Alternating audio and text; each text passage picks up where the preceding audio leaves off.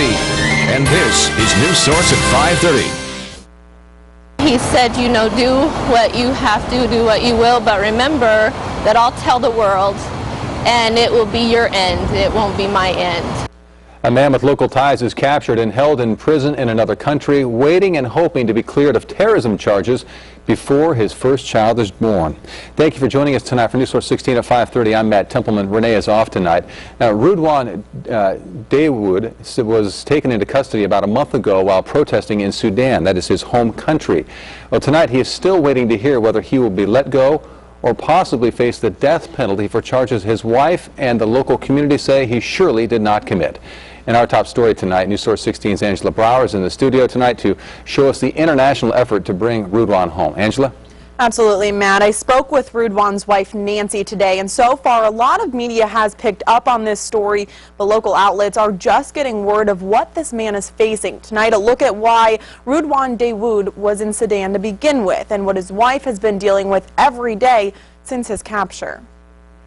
We met in January 2009. I traveled to South Sudan. It's a love story of sorts, a wife wanting her husband back in America in time to welcome their first baby. But it's also a scary tale, one that people only hear about, not actually experience. We continued to work with Sudan Sunrise, the organization that I had gone over with. Nancy and her husband Rudwan met while he was in school in Sudan and she on a school building project. Originally from Cottage Grove, Nancy fell in love with him as Rudwan was a key part in helping her group do their international work. Married in 2010, Rudwan returned to Sudan last year as Nancy continued her life here in Oregon. We wanted to be a part of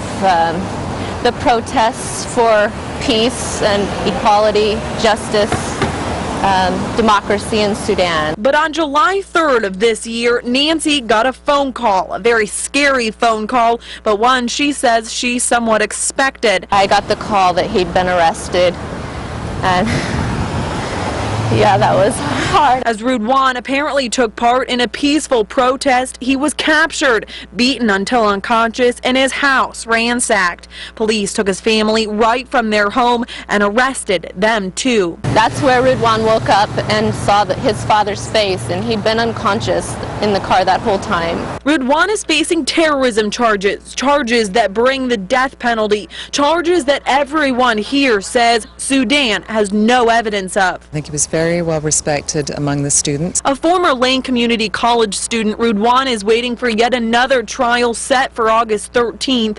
That's when he'll find out whether he's acquitted or not. Until then, an effort to free Rudwan has gone international through the internet. Really just encouraging people to go to the Sudan Sunrise website and do the things that they're suggesting. And it's going viral right here at home in Lane County. Sudan Sunrise is one of the groups trying to get Rudwan home. They suggest that people call and write the State Department, encouraging them to do whatever they can. We have that information on KMTR.com. Rudwan and his wife Nancy are expecting their first child this September with plans to name her Sudan Nyala, Niley for short. In the newsroom, I'm Angela Brauer, News Source.